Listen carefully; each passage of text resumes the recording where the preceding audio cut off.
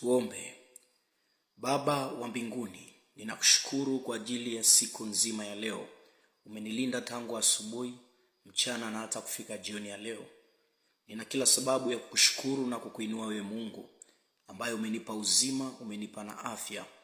Umenitendea, umeniokoa, umenipa riziki yangu kama ulivyokusudia siku ya leo.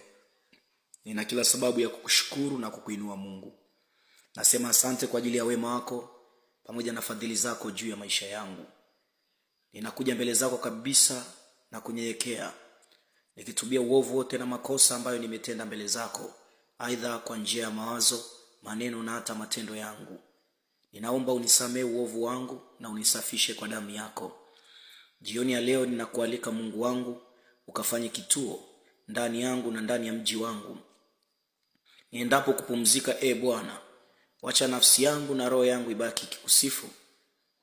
Mungu wa Israeli, nitenganishe mbali na vita vinavyoinuliwa na maadui zetu usiku wa leo, nguvu za giza, uchawi na uganga, mashambulizi ya aina yoyote, katika jina la Yesu Kristo.